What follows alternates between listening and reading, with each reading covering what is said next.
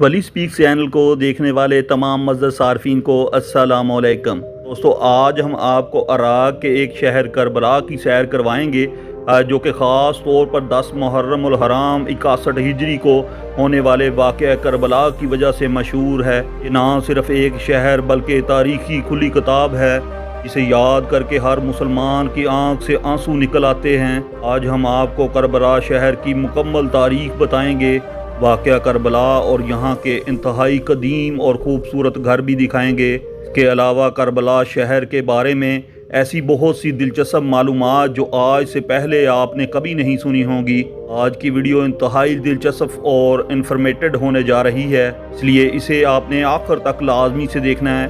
تمام نئے آنے والے دوستوں سے گزارش ہے ہمارے چینل کو سبسکرائب لازمی سے کیجیے گا۔ دوستو، کربلا جو کہ عراق کا انتہائی مقدس ترین شہر ہے، شیعہ مسلمانوں کے لیے خاص روحانی اور تاریخی اہمیت رکھتا ہے۔ یہ شہر امام حسین علیہ السلام اور آپ کے جانسار ساتھیوں کی شہادت کی وجہ سے معروف ہے، جو 10 محرم الحرام 61 ہجری 680 عیسوی کو واقعہ کربلا میں پیش آیا۔ آپ کو ایک بات بتاتے چلیں کہ کربلا پہلے کوئی شہر نہیں ہوا کرتا تھا، یہ ایک ریگستان ہوا کرتا تھا اور میدان جنگ تھا جہاں پر 61 ہجری کو جنگ ہوئی، جسے بیٹل آف کربلا بھی کہا جاتا ہے۔ اس میں امام حسین علیہ السلام آپ حضرت علی کے بیٹے تھے اور ہمارے پیارے آقا محمد صلی اللہ علیہ وسلم کے نواسے تھے۔ آپ کو یہاں پر شہید کیا گیا۔ اس کے بعد کربلا میں ان کی شرائط بنائی گئی۔ آہستہ آہستہ لوگ چاروں طرف آباد ہونا شروع ہو گئے اور یہ ایک شہر کی شکل اختیار کر گیا جسے آج کربلا کہا جاتا ہے۔ کربلا عراق کا ایک شہر ہے جو بغداد سے تقریباً 160 کلومیٹر جنوب مغرب میں واقع ہے۔ شہر کی کل آبادی تقریباً 10 لاکھ سے زیادہ لوگوں پر مشتمل ہے۔ اہل تشیع کے نزدیک مکہ اور نجف کے بعد مقدس ترین شہر کربلا ہے۔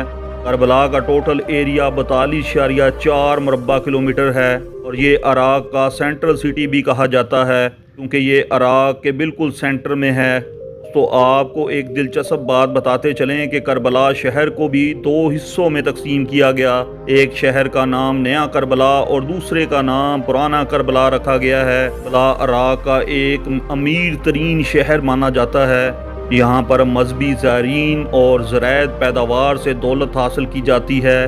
پرانے شہر کے وسط میں مزار حسینی واقع ہے۔ حضرت امام حسین کا مزار ہے۔ اس مزار پر مسلمان اکثریت سے زیادہ آتے ہیں، خاص طور پر محرم کے مہینے میں، کیونکہ اسی مہینے میں یوم عاشور کو آپ کو کربلا میں شہید کیا گیا اور ایربین یعنی چہلم پر زائرین کی تعداد 20 ملین تک پہنچ جاتی ہے۔ لوگوں کا دنیا کا سب سے بڑا اجتماع ہوتا ہے۔ ان میں سے ایک بڑی تعداد نجف سے کربلا کی طرف پیدل چلتے طے کرتے ہیں۔ لوگ چہلم سے ایک ہفتہ پہلے ہی نکل پڑتے ہیں۔ راستے میں سونے اور کھانے پینے کا مقامات بنائے گئے ہیں۔ جب سے کربلا تک کا راستہ لوگوں کے اس ہجوم سے بند ہوتا ہے، بہت سے لوگ ہر سال اپنا سب کچھ ختم کر کے وفاداری کا عزم کرتے ہیں۔ کچھ بوڑھے یہاں پر اپنی موت کی تمنا کرتے ہیں۔ ان کا ماننا ہے کہ یہ مزار جنت کا ایک دروازہ ہے۔ کربلا میں دوسری زیارت جناب قاسم عباس علمدار کا مزار ہے۔ تیسری بڑی زیارت علمخیم یعنی قیام گاہ ہے۔ اس مقام کے بارے میں کہا جاتا ہے کہ یہاں پر امام حسین نے اپنے خیمے لگائے تھے۔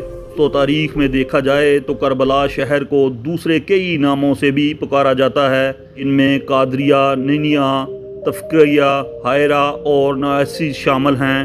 تو اب ہم بات کرتے ہیں کربلا شہر کی تاریخ کے بارے میں۔ واقعہ کربلا عاشور سن 61 ہجری کو کربلا میں پیش آیا۔ اس واقعے کو کہا جاتا ہے جس میں یزیدی فوج کے ہاتھوں امام حسین اور آپ کے صحابہ شہید ہوئے۔ واقعہ کربلا مسلمانوں، خاص طور پر شیعوں کے نزدیک تاریخی اسلام کا دل خراش ترین اور سیاہ ترین واقعہ ہے۔ شیعہ حضرات اس دن وسیع پیمانے پر غزاداری کا اہتمام کرتے ہیں۔ امام حسین نے 4 ماہ کے قریب مکہ میں قیام فرمایا۔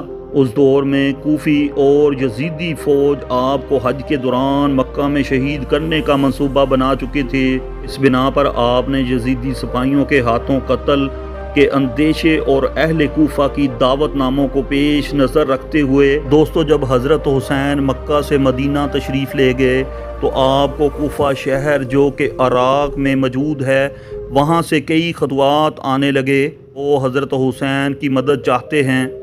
امام حسین نہیں چاہتے تھے کہ مکہ جیسی پاک جگہ پر کوئی خون خرابہ ہو، اس لیے وہ مکہ سے چلے گئے۔ دوستو جب یزید خلیفہ بنا تو مسلم دنیا میں یزید ہر وہ کام کیا کرتا تھا جو اسلامی قانون کے خلاف تھا۔ اسی وجہ سے حضرت امام حسین نے یزید کی مخالفت کی تھی۔ حضرت علی کے وقت میں خلافت کے رازداری کوفہ تھے، اس لیے حضرت علی کے کئی ماننے والے لوگ کوفہ میں رہتے تھے۔ حضرت امام حسین کو کوفہ والوں کی طرف سے خط ملے، یزید کی مخالفت کرنا چاہتے ہیں اور حضرت حسین کی مدد چاہتے ہیں۔ تو کوفہ کا اجازہ لینے کے لیے حضرت امام حسین نے مسلم بن عقیل کو بھیجا اور ان سے کہا کہ وہ پتہ کریں کہ کوفہ میں کیا حالات ہیں۔ جب مسلم بن عقیل کوفہ پہنچے تو انہوں نے دیکھا لوگ حضرت حسین کو خلیفہ بنانا چاہتے ہیں اور حضرت حسین کی بیعت کرنا چاہتے ہیں۔ جب مسلم بن عقیل نے کوفہ کے حالات دیکھے تو انہوں نے حضرت حسین کی طرف خط روانہ کر دیا کہ وہ جلد بنا وقت ضائع کیے کوفہ کے لیے روانہ ہو جائیں، لیکن تب تک یزید کو خبر ہو چکی تھی۔ وہ سوچنے لگا کہ کہیں کوفہ کے لوگ اس کی سلطنت کا خاتمہ نہ کر دیں، اور اس لیے اس نے ابن ضیاء کو کوفہ کا گورنر بنا کر بھیجا۔ یزید کی ظلم کی وجہ سے لوگوں نے حضرت حسین کا ساتھ چھوڑ دیا۔ جو لوگ کچھ وقت پہلے حضرت امام حسین کے ساتھ کھڑے تھے وہ آہستہ آہستہ پیچھے ہٹنے لگ گئے، یہاں تک کہ مسلم بن عقیل کو بھی اپنی جان بچانا مشکل ہو گئی۔ کوفہ میں ایک بوڑھی عورت کے گھر رکے، لیکن بعد میں انہیں اور ان کے 2 بیٹوں کو شہید کر دیا گیا۔ لیکن جب تک حضرت حسین کوفہ کے لیے اپنے 72 لوگوں کے ساتھ روانہ ہوئے تھے، جب یزید کو اس کی خبر ملی تو اس نے بہت بڑا لشکر حضرت امام حسین کے راستہ روکنے کے لیے بھیج دیا۔ حضرت امام حسین کا سامنا یزید کی فوج سے ہوا، جس کا سپہ سالار ہور نام کا ایک کمانڈر تھا۔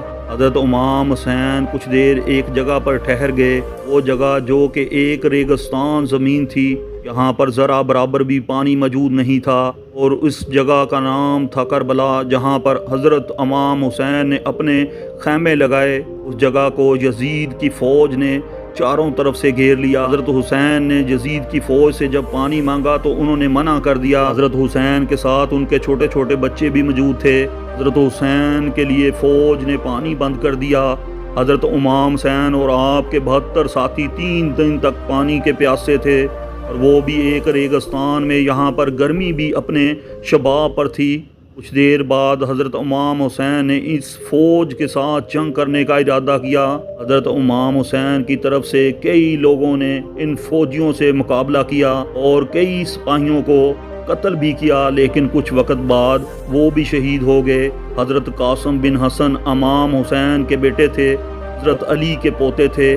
حضرت حسین نے حضرت قاسم بن حسن کو جنگ کرنے سے منع کر دیا، کیونکہ حضرت قاسم ابھی بہت چھوٹے تھے، ان کی عمر تقریباً 13 سے 16 سال کے قریب تھی۔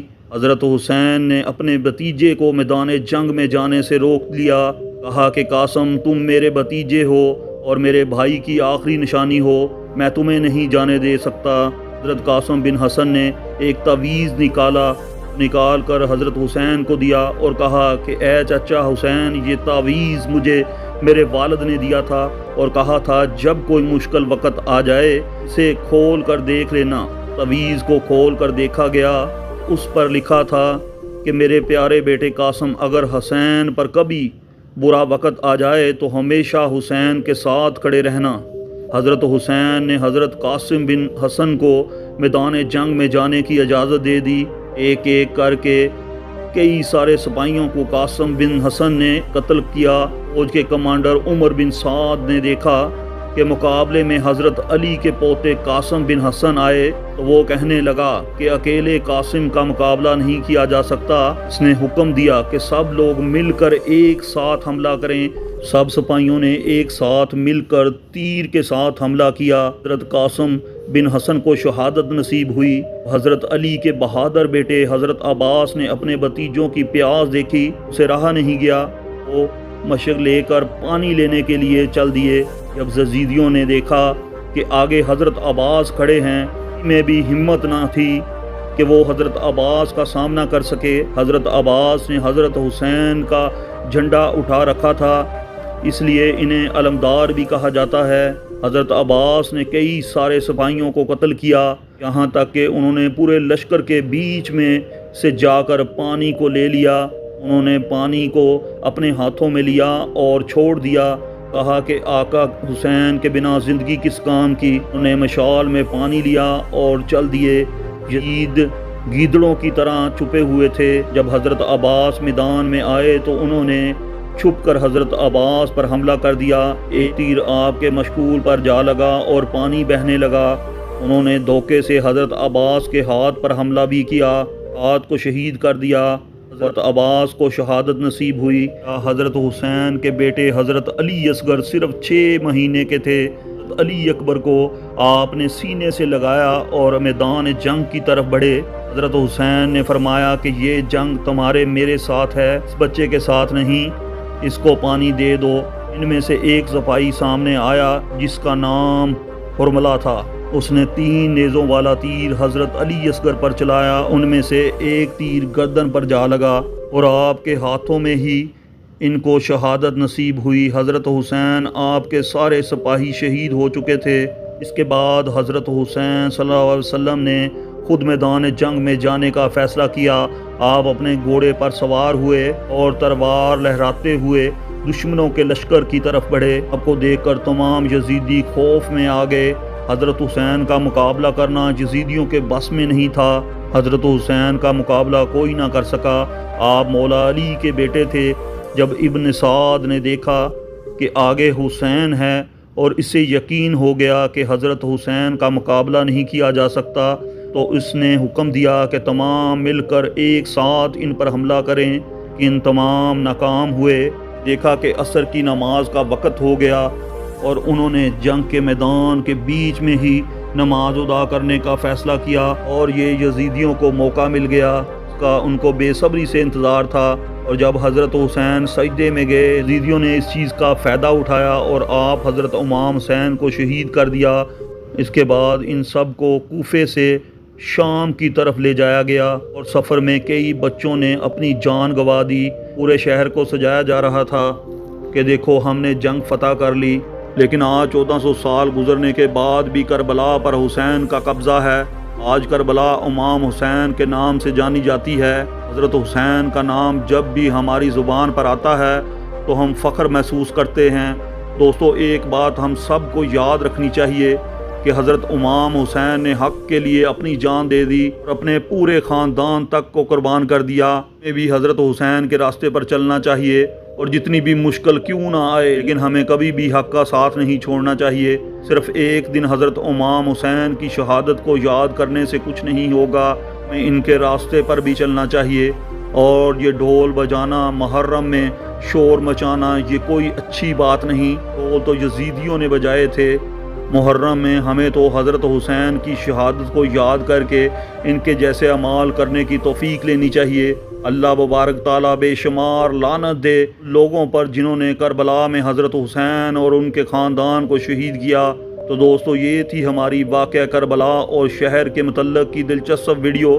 اگر آپ کو آج کی ویڈیو پسند آئی ہو تو ویڈیو کو لائک اور چینل کو سبسکرائب لازمی سے کرتے جائیے گا۔ اگلی ویڈیو تب تک کے لیے اللہ حافظ۔